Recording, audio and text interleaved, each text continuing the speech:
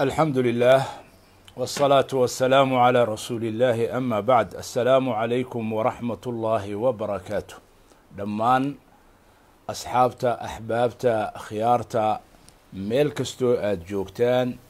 إلهي سبحانه وتعالى وحان كبرينا إنو توفيق دا نوافجيو خير كان هذه يجير نقو كل ميو حالي وحان سوق ورأي سؤال تكو أركتين برتا فيسبوكا إن بدن واد كسو جوابتين ما سحر با ما سبب باجرته بو أها بي أهيد سؤاشو ما سحر با مس سبب باجرته قندقنا وحو أها أدونك وحان أركينا دولة دو شركة دو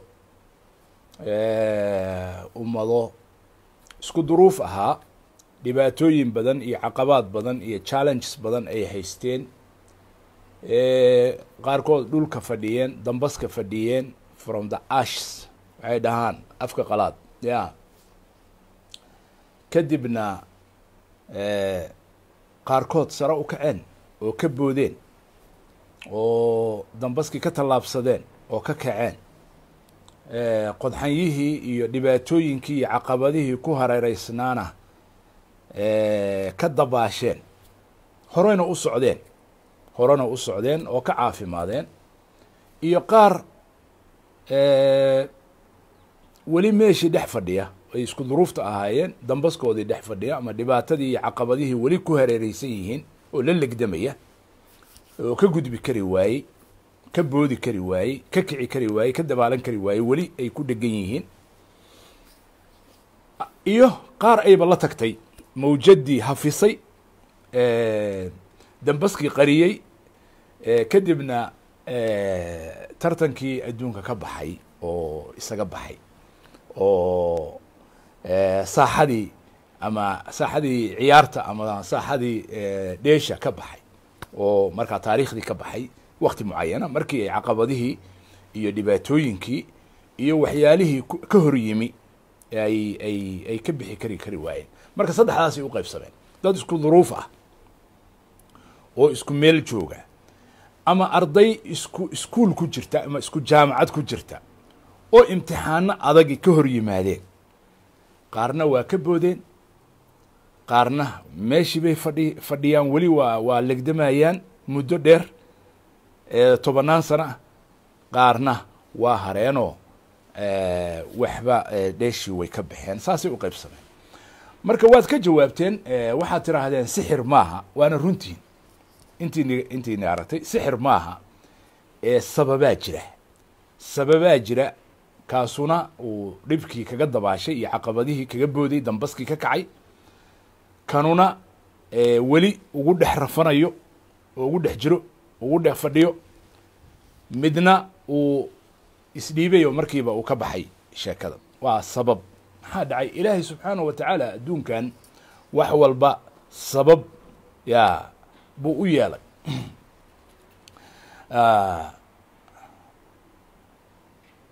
ilaahay subxana watacala qisadii ninkii la oranayay dulqarnayn buu noogu sheegay inaa makanna lahu fi اlardi waaataynaahu min kuli shayin sababa faatbaca sababa ya sabab markii uu xataa u tegey qoladii joogtay maaragtay bayna sadeynka oo yajuuj wamajuuj ay dhibayeen isagu wuxuu yihi xoolihii ee alaabtii keena wax idinkama rabo aniga laakiin expertiskii buu watay expertis sababihii la iskaga moosi lahaa nimankan yajuuj wamajuuj buu waday aatuni zubra alxadiid keena birta keena ya xataa ida jacalna qaala aatuni ufriq calayhi qidr ii keena aan ku shubo xagga ka soo qabta xagga ka xeega isagu xooggii way hayeen laakiin aqoontii iyo sababtii looga bixi lahaa ama la yskaga moosi lahaa dhibaatadan ay ku hayaan dadkaanu ayayan garanayn. taasuu la yimi, tii buuna ku badbaadiyey. marka sabab baa jirta, wax walbaana sabab bay leeyihiin. adduunkan qaanuunka la yidhaahdo sababiya ama qaanuun alasbaab baa adduunkan ka shaqeeya. adduunka mucjisaad ma aha. ilaahay mucjiso wuu samayn karaa, laakiin mucjisaad ma aha qaanuunkan ku soconnaa. waa qaanuun asbaab oo mucjiso ilaahay subxaanahu wa tacaala qofka inuu wiil iska siiyo, gabar iska siiyo, ilmo siiyo markiiba waa heli karaa. ilaahay waa qaadir, ya kun fa yakunu waay. laakiin wuuna yeelay, laakiin sabab buu u yeelay. waa inuu qofku xoolo sameeyaa, waa inuu guursadaa, waa inuu aqalgalaa, waa inuu bixiyaa kharash bixiyaa, ilmihii yimaadaa, kadibna ilaahay subxaana wa tacala u qadara. ilahay waa bixinaya, laakiin sabab buu u yeelay. wax walbaa marka sabab bay leeyihin. sixir ma jiro meesha, wax sixir la yidhaahdo ma jiro. ummadda hartay sabab bay ku hartay. ummadda dambaska dhex fadhidaa sabab bay dambaskii ku dhex fadhidaa. kan ka kacay sabab buu ku kacay, uu qaatay oo uu raacay, ayuu kaga gudbay. kan ay la tagtay oo maaragtay ay qaadayna sabab buu ku haray. taas waa qodob koowaad. qodobka labaad, jawaabtu waa saas aad u sheegteen. qodobka labaad, hadalkan wuxuu iga yahay mar walba walaalayaal, waxa weeye dee waajib baa ay saaran ummadayda wixii naseexo ah oo talo ah inaan la wadaago, oo waajib bay igu tahay. adduunkaad maraysaa, waxbaad akhrinaysaa, waxbaad arkaysaa, waayo aragnimaad kororsanaysaa, cimri iyo aqoon baa kuu kordhaysa mar walba. marka mar walba naseexada waxa ay kula tahay inaad ummadaada aad jeceshahay, oo wanaagga la jeceshahay, oo dambaska inay ka kacdo aad la jeceshahay, oo dibudhaca inay ka kacdo aad la jeceshahay, oo fakriga inay ka baxdo aad la jeceshahay, hodannimo gaarto, oo kala daadsanaanta inay ka kacdo urursanaan ay gaarto, oo adduunka ay la tartanto aad la jeceshahay, waxa kaa hadlinaya wey. marka waa waxa aniga taasa iga hadlinaya. waana naseexo, addiinu nasiixa. waxay u tahay dhammaan dadka oo dhan, ummadda oo dhan. qof gaara kuma socoto, qof gaara kama socoto, qasad gaara oo kaleeto ma laha. ilaahay dartiis ayaan rajaynayaa in sha allahu tacaala inay tahay. midda saddexaad waxaa weeye caqabaduhu sidoodaba iyo ummadaha dhibaatooyinkan ummadaha hortaagan ama dadka hortaagan, ay qaarna ku dhintaan, qaarna dhex fadhiyaan, qaarna ka gudbaan. sideedaba waxaad ogaataa adigu haddaad ku haminayso inaad hormarto, waxaa jira mid liddi kugu ah oo ku haminaya inaad dib u dhacdo. haddaad doonayso inaad fadhiga ka kacdo, waxaa jira adduunkan ilaahay subxaanahu wa tacaala qaanuunka asbaabtay ka mid tahay mid adiga doonaya inaad fadhido. haddaad doonayso inaad hormarto oad kacdo, waxaa jira kuwa liddi kugu ah oo ka shaqaynaya inaad fadhido doonaya. marka taasu sideedaba ma aha xujo lagu hormari waayo ama meel lagaga gudbi waayo ma aha. nebiyada ilaahay soo diray mid walba wuxuu u yeelay cadow. waa sabab cadow baa loo yeelayaa, challenges baa loo yeelayaa si uu dacwaddan imtixaanaadkeeda uga gudbo. wakadalika jacalnaa likulli nabiyin caduwan. jacalnaa yaa yeelay ilaahay, qadartiisay ku noqotay. likulli nabiyin nebi kasta caduwan oo maxay yihiin? shayaaiina alinsi waaljinni. waa shaydaamo qaarkood jinni yahay, qaarkoodna insi yahay, oo isu waxyoonayo. iyagu waxay isu sheegayaan si ay khayrka uga hortagaan, wanaagga uga hortagaan, waxa fiican uga hortagaan. marka taasu waa shay dabiiciya. haddii kale nebiyada maxaa cadowgan loogu yeelaa? waxaa la dhihi lahaa ordaya sululuxeye. adduunka marka sideedaba ma jirto qof guulaystay ama meel gaaray oo aan caqabado aad iyo aad u dhib badan oo yaable aan ka gudbin. marka weligeed caqabadda laguma xoqxoqdo, lagama dhigo wax mushkilo ah. haddaan caqabadi jirin guuli ma jirteen. haddaan caqabaad jirin iyo dhibaatooyin iyo turunturooyin iyo cadow aanu jirin, adigana libintaadu ma soo baxdeen. gudbitaankaaga sababaha aad ka gudubtay aad qaadatay ma soo baxdeen, mana muuqateen, lagamana hadleen. midda saddexaad waxa weeye midda afraad baan dhihi lahaa ummaddan waxaan la doonaya inay noqoto ummad taqaana danteeda oo danteeda wax ku miisaanta adduun iyo aakhiro ee aan ku miisaamin qabiil taageero shaksi ah qof shaksi ah waxyaalo maaragtay dhow aan ku miisaamine ummaduhu ay ummadaha nooli waa ummadaha iyo dadka ku miisaamo wax maslaxadooda iyo dantooda iyo horumarkooda wax bay wax ku cabiraan ya midda shanaad oo hordhacaan kale aan ku sheegayo waxa weeye ummaddu haddii ay wajahayso caqabaad adag iyo dhibaatooyin badan oo turunturooyin badan ay hortaagan yihiin challenges badan ama caqabaad badan ay hortaagan yihiin oo aan caadi ahayn oo isku murugsan waxay u baahan tahay hoggaan aan caadi ahayn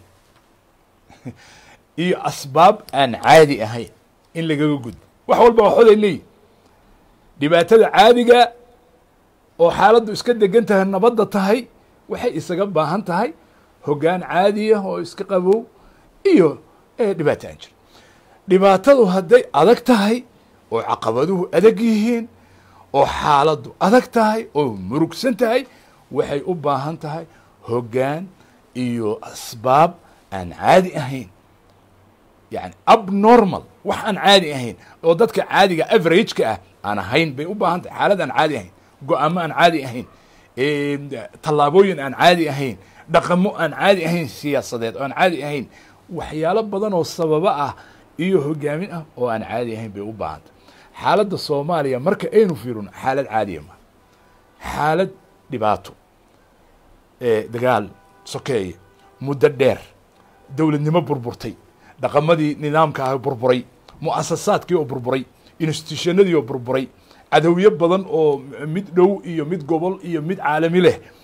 damac adduun oo badan oo dibadda ah gudaha kala qaybsanaan qabyaalad damiir xumo badatay horor dadkiioo noqday bahalo noqday dhibaatooyin yani dhaqan doorsoomis dhacay wax badan oo dhibaatooyin oo aan caadi ahayn baa meesha yaalla waa la isla ogoli dhibaatadaas aan caadiga ahayni waxay u baahan tahay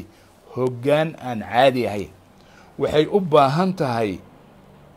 sababo la qaato oo aan caadi ahayn dadku aqoon oo dadku aanay arki jirin oo ay la yaabaan waxay u baahan tahay tallaabooyin geesinimo leh oo aan dadku aqoon jirin ilaan waxaanay aqoon jirin bay hayaan dhibaato aan la arkin oo la maqlin oo lala yaabo baa meesha taalla ya ya marka waxay u baahan tahay waxaan caadi ahayn wixii aan caadi ahayn waxaan caadi ahayn bay u baahan yihin wixii caadiyana wax caadiyay u baahan yihin marka ha ila yaabinina haddaan had iyo jeer hoggaan ku soo celceliyo oo aan idhaahdo oo ilaahay ka baryo sida ducadeydii inuu ilaahay ummaddan u soo saaro hoggaan aan caadi ahayn waayo markii aan daraaso ku sameeyey waasaan idin waa idinla wadaagayaa waana arki doontaane markaan daraaso dheer muddo dheer baan arrinkan hoggaaminta waxaa igu horreysay 1981 markii ugu horreysay aan tababar ama wax akhris aan ku bilaabo waa imis 40 sano iyo siyaada waay marka intaas waa akhrinayo waa eegaya adduunka shirkadaha dadka yani hoggaamintu ama leadership waxa la yidhaahdo waxa uu yahay leadershipku waa vital waa wax muhiima waay marka isagaa kala duwan sababta iyo meesha ay ku kulanto biyo dhacuna waa leadershipka waa hoggaaminta waay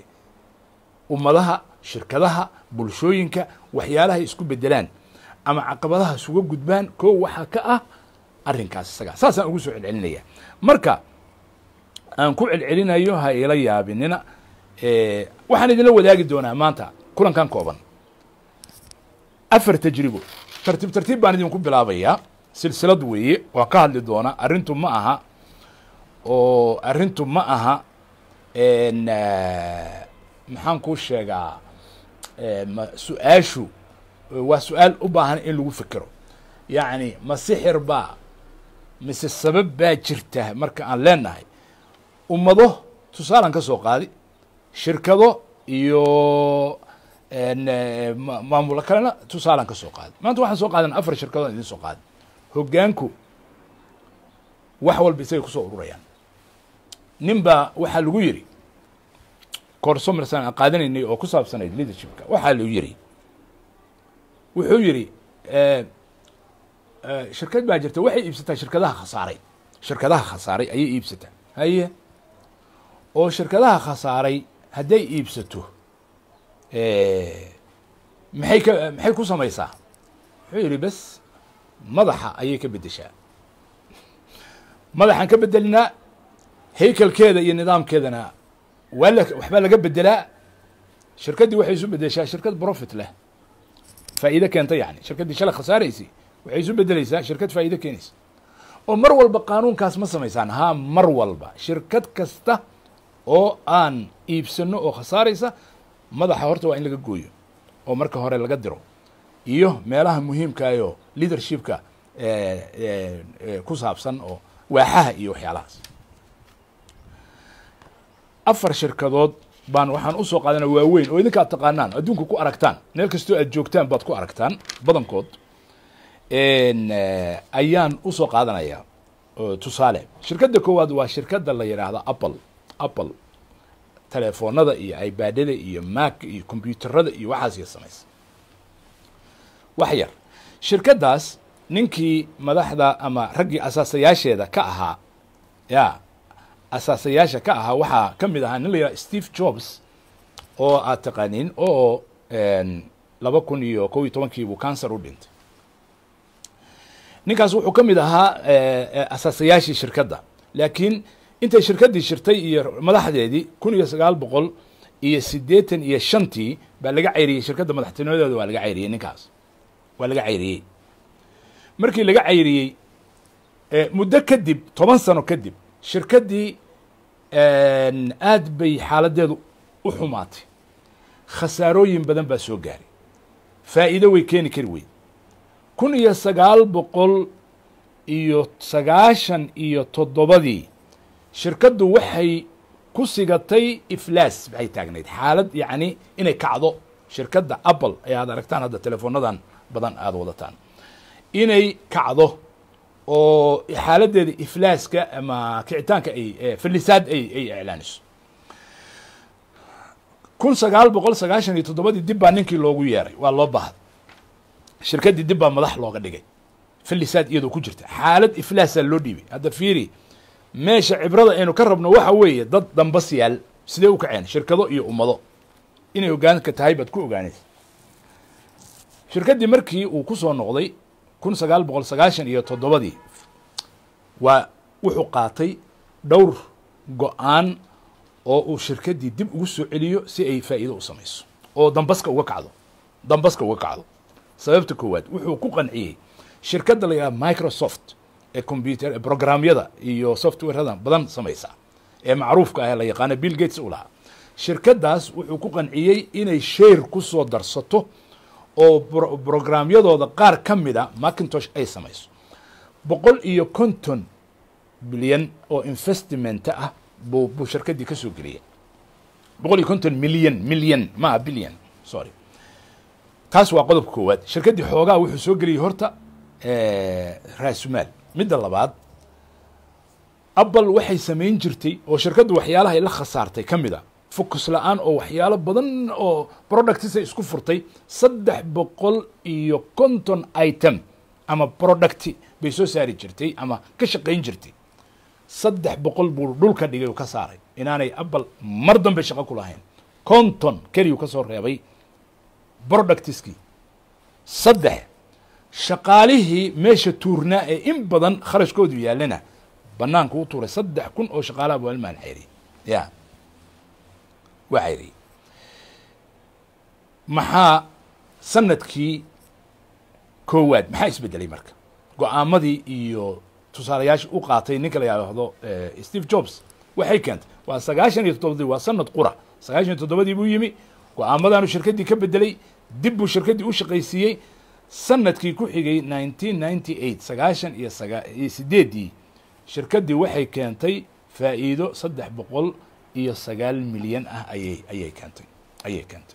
bal hadda u fiirso qofkii caqligii wuu fahmi karaa wuuna garan karaa وتلك الأمثال نضربها للناس وما يعقلها إلا العالمون مربان waxaan qori jiray inta caqliga leh kaliya maqaalaadkayga Soomaaliya ku soo bixi jiray saaseed haddana inta caqliga leh baan la hadlay inta caqliga lahayn lama hadlo maantana shirkadaas qiimaheeda suuqa ahi waxay taagan tahay 1 trillion ka badan 1 bilyan bay suuqa ka joogtaa tusaalaha labaad shirkada la yiraahdo Starbucks 1 trillion waxaad dhihi kartaa masalan 40 wadan oo Afrika ah ayay Apple ka budget badan tahay ama wadamada Afrika oo la isku daraba intooda badan ayay ka budget badan tahay shirkadda Starbucks company-ga la yiraahdo qaxwaha sameeyo koofida waxa madax ka ahaa oo ragga saasheeda ka ahaa nin la yiraahdo Howard Schultz 2000 sanadku markuu ahaa buu ka digay shirkadda madaxtinimadeeda CEO-da hogaamintii buu ka digay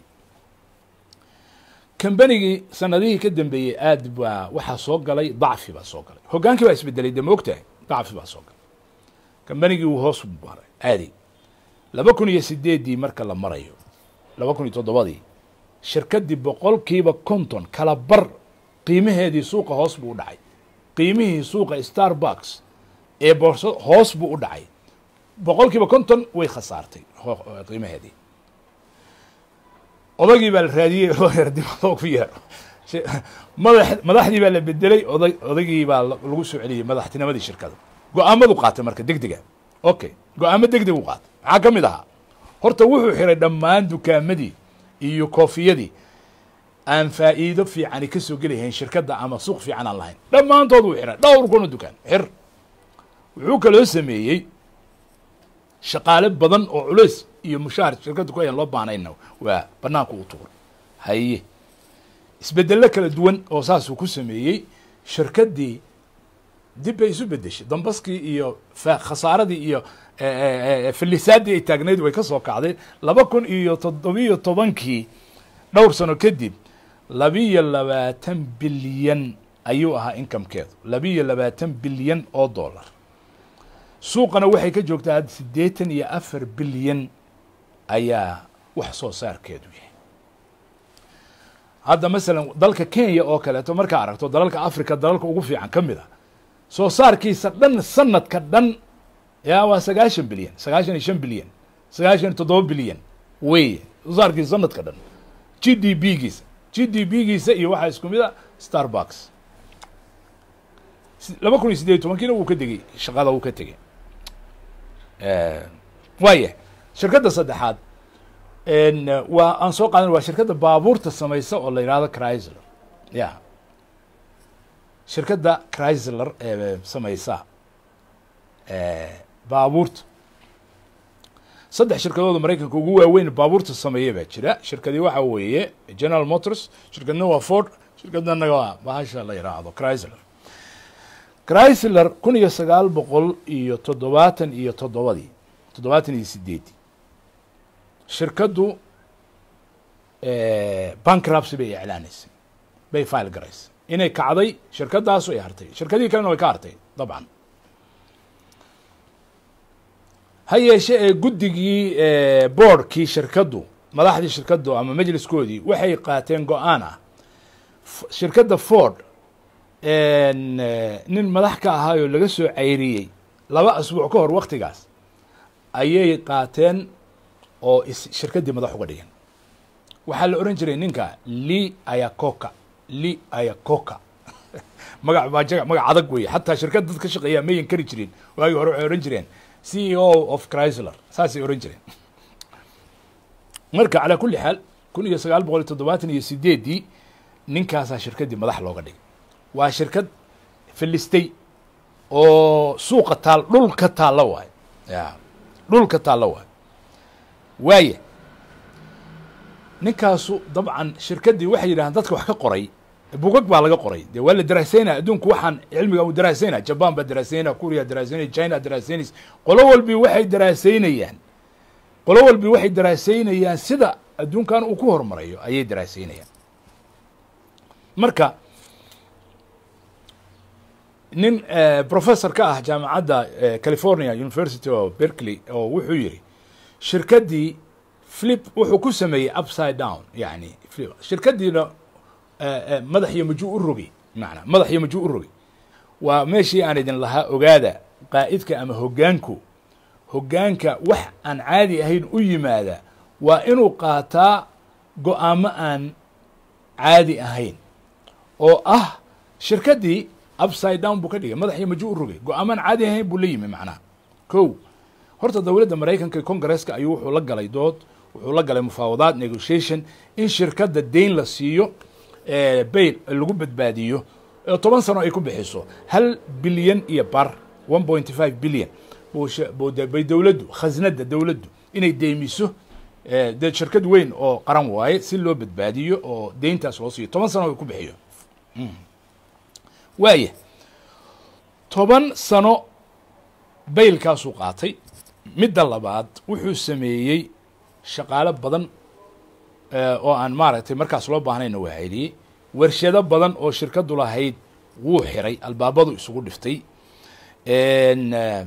madaxda shirkadda executiveska oo uu isagu ka mid yahay wuxuu yacni ku qanciyey in ay mushaharkooda la dhimo bal $1 laga dhigo ragga executiveska oo isagu uu ka mid yahay madaxda waaweyn $1 keliya inay qaataan waayahay isaga iyo madaxdiisu madaxdii kaleeto uu shirkadda saas u xamaaso geliyey u shaqaysiiyey oo $1 inay mushaharkooda noqdo ku qanciyey waxay ku wareegeen masaanicdii iyo shaqaalihii shirkadda inay ku qanciyaan oo la fariistaan oo la hadlaan in haddii mushahar dhimid la sameeyo ama shaqaale maaragtay meesha laga saaro inay ku qancaan wayna ku qanciyeen oo waxay ka dhigeen on board markii ugu horreysay wuxuu sameeyey wax aan يعني إدارة أما مانجمنتيga aad baa loogu daraaseeyaa ilaa hadda iyo unionska iyo jaamacadaha waxa weeye inuu ku qanciyo union bay leeyihiin soo maaha naqaabay leeyihiin shaqaaluhu shaqaale ilaa waa nus milyan shaqaale weeye maaha dad yar marka wuxuu ku qanciyey boardkii yani milkiilayaashii shirkadda in representative qof mathalaya shaqaalaha shirka miiska boardka soo fariisto miiska boardka inuu soo fariisto waxay leeyihiin khubarada wax ka qoray dadkiiba wuxuu ka dhigay shirkaddii waxay leeyihiin oo kaleeto oo tale ku leeyihiin oo magac ku leeyihiin dadka haddaad rabto inay kula socdaan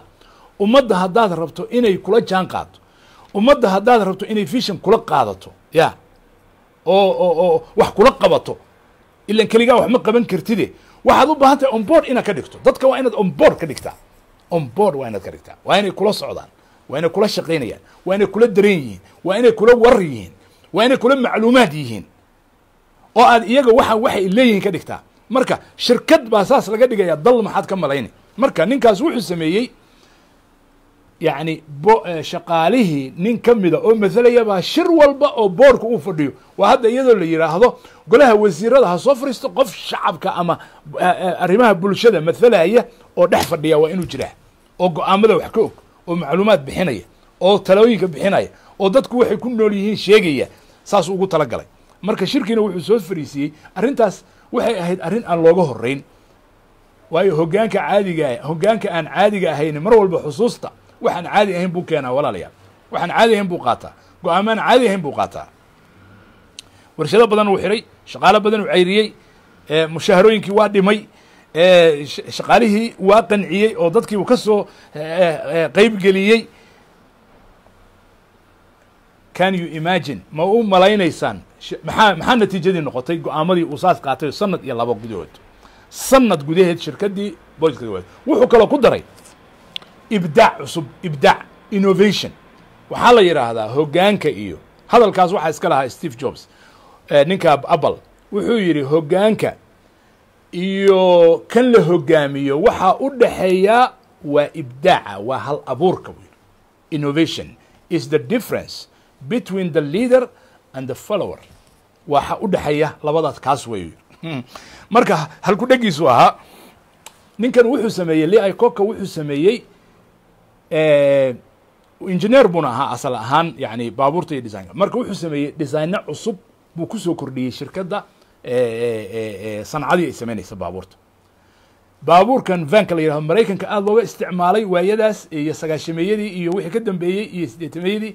kadibna adduunka o dhan ku faafay, kadibna shirkadaha baabuurta oo dhan ama jabaan ha noqoto ama faransiis ha noqoto ama jerman ha noqoto ay soo saareen. waxa ugu horreeyey li ayakoka wax bilaaba baabuurkan vanka la yidhaahdo. waa baabuur yar oo xarago oo haddana faamili ah oo reerkii oo dhan ay fuulayaan, caruurtii baa lagu guraya, alaabtii baa la saaraya, van 3 baabuurle ah, ma garanaysaa. sidaas buu baabuurkaa wuxuu ugu horreeyey Chrysler baa samaysay, isagaana soo hindisay oo wuxuu sameeyey baabuur cusub inuu soo saaro. arrimahaas sababtood waxay noqotay shaqadii shirkaddu inay markiiba ay isbedesho. deyntii dawladdu ku lahayd 10 sano ahayd 3 sano ku bixiyey, 3 sano gudahood, iyadoo 7 sano weli dhiman tahay ayuu bixiyey deyntii lagu lahaa ay 1 bilyan iyo barka ahayd. shirkaddiina waxay keentay inay faa'iido keento sanadihii ka dambeeyey, dhammaan ay faa'iido noqoto, shirkadiina ay tartan la gasho, faa'iidooyinka ugu badnaana ay keento. 1992 buu ka degay markaa madaxtinimadii shirkadda. hal tusaale kaleetaan ku ekaysanayaa maanta, dib baan insha allahu tacaala ka wadi doonaa silsiladda. shirkadda la yidhahda Xerox iyaduna waa shirkad maraykan oo caalami ah macruuf oo adduunka. waxaan shirkadahan usoo qaatay dabcan waxaan la inkiri karinoo waaqaca waa shirkadaha maraykanku adduunka caalamka iyaga haysta, shirkadaha ugu waaweyn 500 fortune marka ay la soo baxeen 500 oo shirkadood oo adduunka ugu waaweyn may leeyihiin. marka Xerox shirkadda la yidhahdo waxay samaysaa makiinadaha, kuwa wax sawira, kuwa koobi gareeya, kuwa waxaasoo dhan bay samaysaa. shirkaddaas markan waxaan u helinayaa xagga dumarku inay laftigooda hoggaanka qayb fiican ka noqon karaan. shirkaddaasu sanadkii 2000 iyadoo shirkad fiican oo shirkadaha waaweyn ah ayaa khasaaro ku dhacday. shirkaddii dhulkay gashay, ciidday soo taabatay. maxaa dhacay? ciidda la soo taabatay duruuftu waa duruuftii meesha waa maraykan, shirkaddu waa maraykan, shirkaddu shaqadeedii waa leedahay, shaqaalaheedii waa leedahay, waa hoggaanka. iyadoo shirkaddu waxaa markaas ay sanadkaas 2000 ay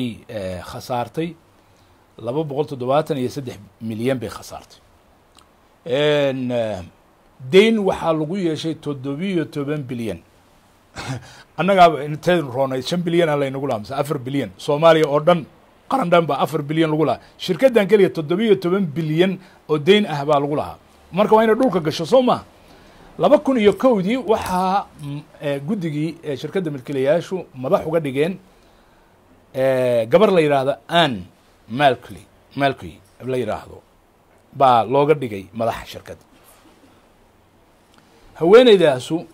isbedel bay shirkaddii sidii waa liaderka. bal u fiirsada waxaa tusaalayaalkaan usoo qaadayna amhilada ama tusaalayaalka waxa weeye hoggaanka. qur'aankana waa lagu sheegay, sunnadana ilaahay waa ku sheegay, cibaadadeennana waynu ku aragnaa. waa hal ruux waay, hal ruux, laba ma laha, hal ruux waay. laba hoggaan ma jiraan. shay walba hal ruux baa hoggaamiya, laba ma jirto, 3 ma jirto. meel 3 hoggaamiso hoggaan ma leh, meel 2 hoggaamiso hoggaan ma leh, meel 5 hoggaamiso hoggaan ma leh. hal ruux waay. inta kale waa subordinate way isagay ku wareegtaan, falagiisay ku wareegtaan. hadduu rabana way la joogay, hadduu rabana wuu ka tegi.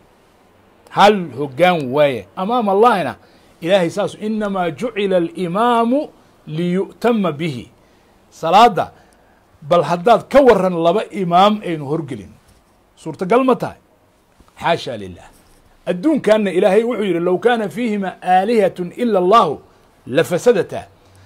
haddii 2 ilaah ay adduunka maamuli lahaayeen, adduunku waa burburi lahaa, waa baabi'i lahaa. ya marka ma jiro hoggaan. haddaad maqasho hoggaan intaasaa wada jira, waa qalad waaye, wax saxa maaha. diin ahaan uma aha sax, caqli ahaanna sax uma aha, maamul ahaanna sax uma aha. dadka qaarkiis waxaa laga yaabaa inay ku faanaan, laakiin sax maaha. hal hoggaan baa jira, hal hoggaan. isagaa mas-uula isagaa xisaabteeda xumaan iyo samaan leh meesha wixii ka soo baxa kambanigaas dalkaas waxay noqoto ya marka taas waa in aad loo ogaado dadka qaar baa laga yaabaa inay u fahmaan si wada jira nacam yani qaa'idku ama hoggaanku wuu la tashadaa dadku la tashadaa laakiin isagaa go-aanka gaara keligiis weeye isaga weeye qofka maxaa xisaabta lala xisaabtamaa gabadhaas waxay samaysay marka waxay samaysay shirkaddii Xerox iyaduna sidii ninkii oo kale waa hoggaanka meel yimaada sabab un baa lagu qaadi karaa waa in sababa la qaataa lagu horumariyo waxaan lagu bedelo ya waxay cayrisay 22,000 oo shaqaale ah oo aan ziyaado ah waxaa weeye had iyo jeer waxaad arkaysaa hoggaamada wax badbaadiya waddamo ama shirkado ama yani dhibaato meel ay ka taagan tahay hoggaamada badbaadiya laba qodob bay oo ka mid a waxyaalaha ay tallaabooyinka ay qaadaan oo ay ka saman yihiin baa jirta qodob waxa weeye nafaqaadka ama expenseska ilan meesha waa meel khasaaro ku jirta ma og tahay oo dhaqaale xumo ku jirta expenseska cost control wax la yidhahday sameeyaan waa la dhimaa cut of costiga way dhimaan warshaday xirayaan shirkaday xirayaan wasaaraday xirayaan maxaan kuu sheegaa shaqaalo badan bay cayrinayaan dad badan bay kala dhimayaan cost bay samaynayaan midda labaadna waxay samaynayaan dakhliga inuu kordho inay dhinaca kaleeto ka sameeyaan inay investigarayaan sidii dakhliguna u kordhi lahaa marka haddii very simple adigu waa fahmi kartaa haddii shirkaddii ama dowladdii ama maamulkii kharashkiisana la controlo oo la yareeyo dakhligiisana u bato hodan buu noqonaya waana hormaraya very simple waa saasay ku fududahay hawsha nacam saas marka hoggaan kasta oo doonaya meel dhibaata ka taagan tahay ama dal dhibaata ka taagan ama shirkad dhibaata ka tahay inuu wax badbaadiyo tallaabadaas wuu qaadaya kulligoodna way qaadeen hadda saddexdii hore oo tusaalahan soo qaadnay way qaadeen iyaduna sidii waysan shaqaalo badan oo celisay dadkii madaxda ahaayee waaxaha iyo agaasimayaasha iyo executiveska ahaana ilaa 300 oo kambanigaas iyo 50 ka shaqaynayay ya ilaa 300 way bedeshay madaxdii yani sida madaxii shirkadda loo bedelay baa madaxda kaleeto oo kusoo xigtana heerkii labaad bay wax badan iyadana ka bedeshay 300 bay bedeshay oo madax wada ah managers bay bedeshay waxay kale oo samaysay shirkaddaas 17 bilyan oo deyna lagu leeyahay ogow ya waxay samaysay inay kharashkii meelahan uga soo baxayay inay xoog saarto research iyo development horumarin iyo cilmi baaris products cusub lagu soo saaro wax cusub waa in lala yimaado ya wax cusub in lala yimaado waa ilan meeshan waa meel gabaahira waa meel dhibaataysan waxaa la rabaa wax cusub inaad keento ya inaad keento marka waxay keentay xoog waxay gelisay researchkay gelisay iyo development products cusub la keeno kuwa kale suuqa laga saaro si ay shirkaddii u nacaashiso qodobka afraad waxay samaysay 9 cisho oo ugu horeeyey waa darsi weynkaasuna liaya koo kana wuu sameeyey kuwa kalena way sameeyeen waxay samaysay 9 cisho oo ugu horeeyey shirkaddu waa shirkad aad u ballaaran dalal bay ka weyn tahay dhowr iyo 10 dal bay la budget tahay oo ka weyn tahay dadka qaarkiis markaa shirkad u malaynayan waxay u malaynayaan shirkadda maalucda ee meesha ku taalla maaragtay adeer maaha shirkadda maalucda waa shirkado dowlada ka waaweyn madaxdoodu ka mushahar badan adduunka dadka ugu halkaysan ma garatay marka saas waa inaad ogaato waxay 9